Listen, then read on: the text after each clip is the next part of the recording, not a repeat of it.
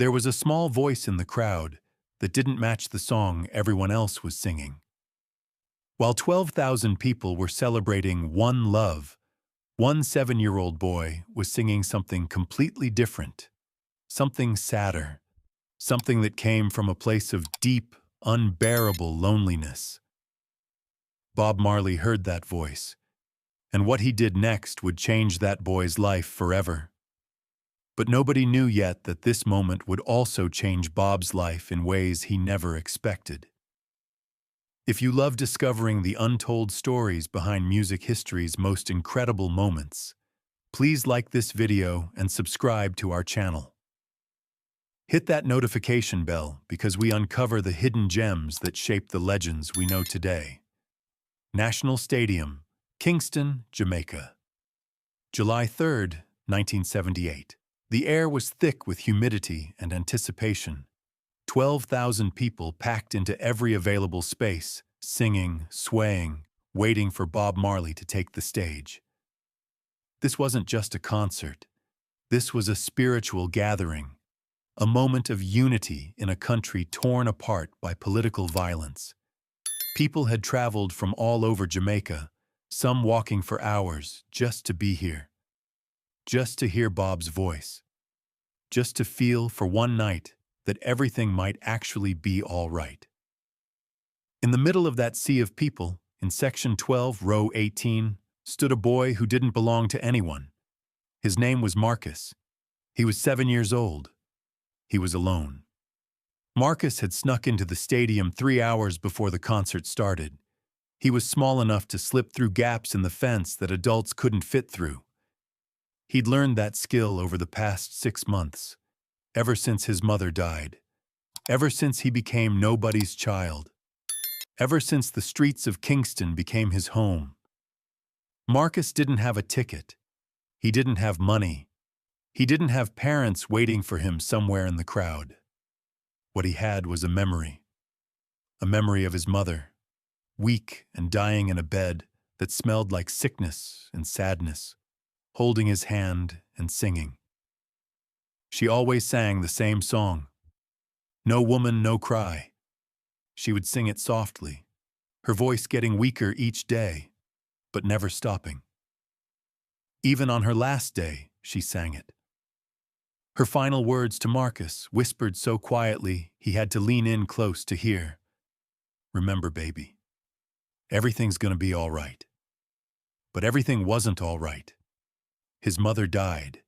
His father had left years before. No relatives came forward. Marcus fell through the cracks of a system that barely functioned. He ended up on the streets, sleeping in doorways, eating whatever he could find or steal. At 7 years old, Marcus had learned to be invisible, to move through the world like a ghost, to expect nothing from anyone. But he'd heard about this concert. Everyone in Kingston was talking about it.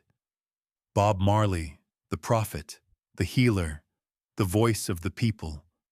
And Marcus knew Bob sang his mother's song. So he came. Not because he expected anything magical to happen, but because for a few hours he could stand in a crowd of people who were happy and maybe remember what it felt like when his mother was alive. The concert started at 8 o'clock. Bob walked onto that stage and 12,000 people erupted. The sound was deafening. Marcus had never heard anything like it. The energy, the love, the pure joy radiating from every person around him. It was overwhelming, beautiful, and it made Marcus feel more alone than ever. Bob opened with positive vibration. The crowd sang every word. Marcus didn't know this song. He stood still, watching, feeling the vibrations of the music in his chest. Around him, people were dancing, hugging, crying with happiness. A woman next to him smiled down at him. "Where's your mama, baby?" she asked kindly. Marcus looked up at her and said nothing. What could he say? That his mama was dead? That nobody wanted him? That he was here because he had nowhere else to be? He just looked away. The woman, sensing something sad in his silence, put a gentle hand on his shoulder for a moment before returning to her celebration. Bob performed song after song, jamming, Exodus, Stir It Up. Each one brought waves of joy through the crowd, but Marcus was waiting for the one song he knew, the one song that mattered, his mother's song. And then finally, Bob spoke into the microphone. "This next song," he said, his voice warm and rich, "is for everyone who's ever felt pain. Everyone who's ever felt alone. Everyone who's ever needed to hear that things will get better." The opening chords of One Love began. The crowd exploded into song immediately. 12,000 voices joined together. One love, one heart. Let's get together and feel all right. Marcus stood in the middle of that ocean of voices, and he felt something break inside him. This wasn't his mother's song. He'd been waiting for No Woman, No Cry, and they were singing something else. Something about unity and love and togetherness. But Marcus didn't feel united. He didn't feel loved. He didn't feel together with anyone. He felt abandoned, forgotten, invisible. And so quietly at first, Marcus began to sing his own song, the song his mother sang, the song she died singing. "No woman, no cry," he sang softly, his small voice trembling. "No woman, no cry." The people around him were singing One Love so loudly they didn't hear him. But Marcus kept singing, louder now. "No woman, no cry, no woman, no cry." He sang it like a prayer, like a desperate attempt to bring his mother back. Like maybe if he sang her song loud enough, she would somehow hear him, wherever she was. "Said I remember when we used to sit in the government yard in Trenchtown," Marcus sang, tears streaming down his face now. He didn't even realize he was crying. "And then Georgie would make the firelight." His voice was getting louder, competing with the 12,000 voices around him. But he didn't care. This was his song, his mother's song. And he was going to sing it even if nobody heard him. Even if nobody cared. But someone did hear him. On stage, Bob Marley was in the middle of One Love, his eyes closed, feeling the music, feeling the crowd's energy. But then something caught his attention, a sound that didn't fit, a different melody weaving through the unified song of the crowd, a small voice, young and broken, singing a completely different song. Bob opened his eyes. He stopped singing, though the band kept playing. He scanned the crowd, trying to locate the source of that voice.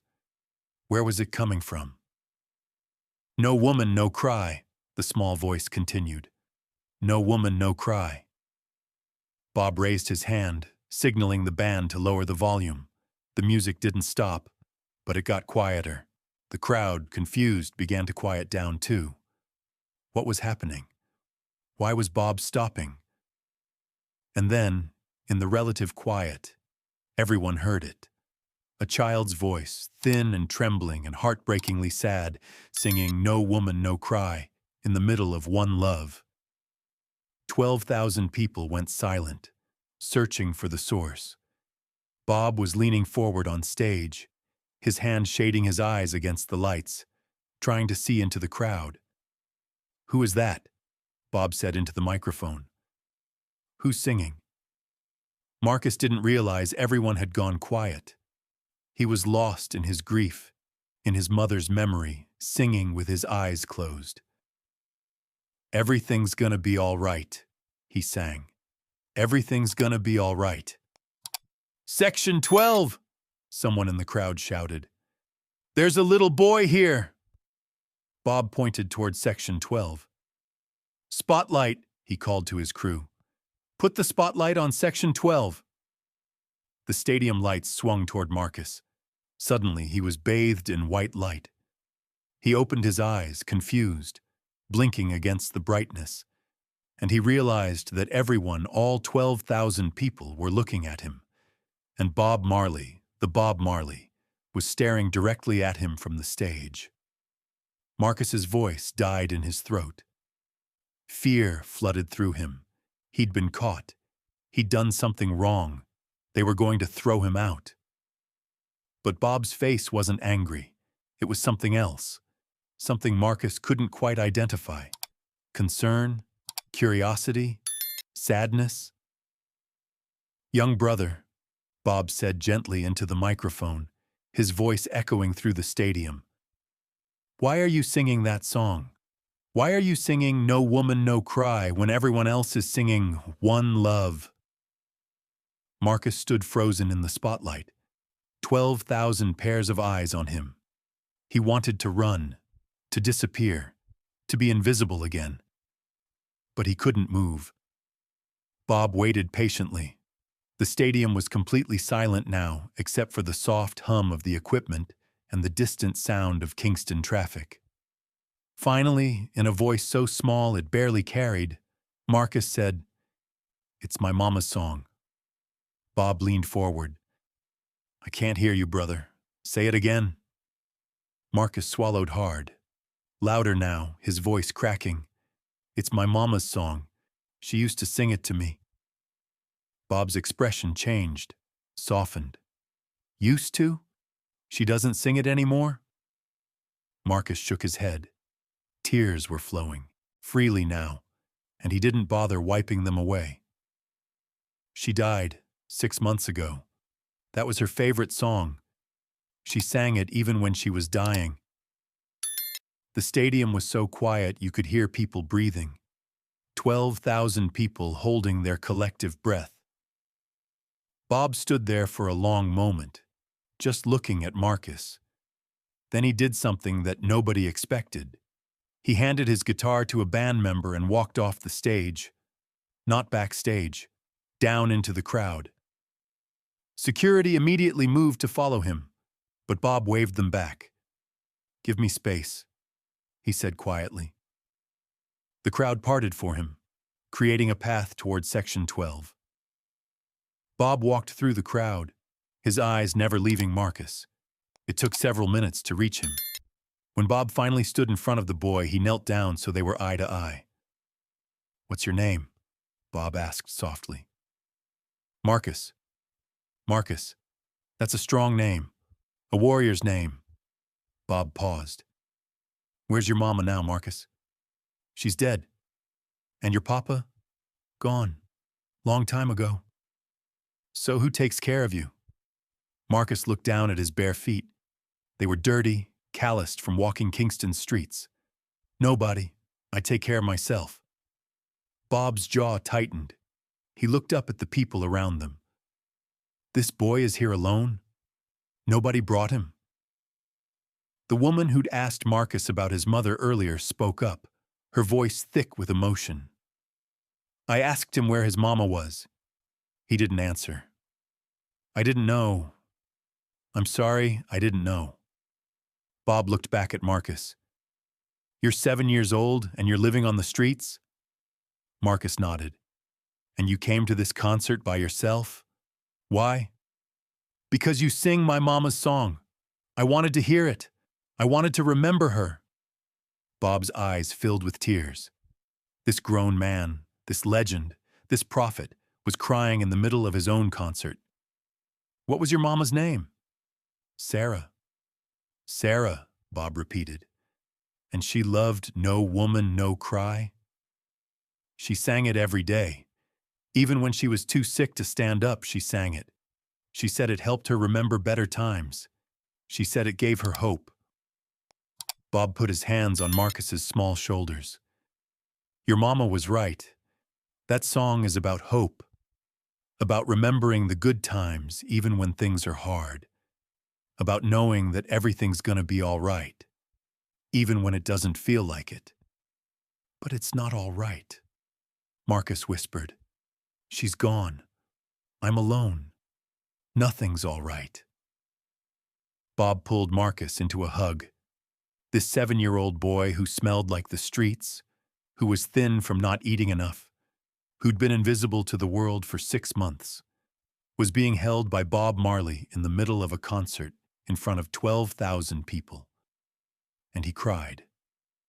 Deep, wrenching sobs that came from the very center of his being. Bob held him and let him cry. The crowd watched in silence, many of them crying too. When Marcus's sobs finally subsided, Bob pulled back and looked him in the eyes. "Marcus, I want you to come up on stage with me. Can you do that?" Marcus's eyes went wide. "On stage? Yes. Because I'm going to sing your mama's song, and I want you to sing it with me. Can you do that for her?" Marcus nodded, unable to speak. Bob took Marcus's hand and led him back through the crowd toward the stage. The people reached out as they passed, touching Marcus's head, his shoulders, offering silent blessings. By the time they reached the stage, Marcus was surrounded by so much love, he could feel it like a physical force. Bob helped Marcus up onto the stage. Under the bright lights, Marcus looked even smaller, even more fragile. His clothes were torn and dirty, his hair was unkempt. But when Bob brought him to the microphone and put a hand on his shoulder, Marcus stood a little taller. "This is Marcus," Bob said to the crowd. "His mama Sarah died 6 months ago. Her favorite song was 'No Woman, No Cry.' She sang it to Marcus every day of his life. Even on the day she died, she sang it to him. And tonight, Marcus came here alone, hoping to hear that song one more time, hoping to remember his mama." The crowd was completely silent. Thousands of people, but you could have heard a pin drop.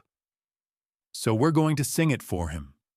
We're going to sing it for Sarah, and we're going to remind Marcus and everyone else here tonight that even when things are dark, even when we feel alone, even when we've lost everything, the music remains, the love remains, and everything's gonna be all right."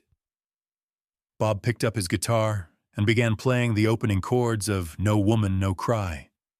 But before he sang, he leaned down to Marcus and whispered, "This is for your mama. Sing loud so she can hear you." And then Bob began to sing, his voice filling the stadium. "No woman, no cry. No woman, no cry." Marcus stood there, frozen for a moment. But then he felt Bob's hand squeeze his shoulder encouragingly, and he opened his mouth and sang. His small voice, amplified by the microphone, rang out clear and true. 12,000 people stood up. Not because anyone told them to, not because it was planned, but because in that moment, they all understood that they were witnessing something sacred, something pure, something that transcended music and became prayer. Bob and Marcus sang together, their voices intertwining. Bob's deep, rich tone and Marcus's high, sweet voice created a harmony that was heartbreaking and beautiful.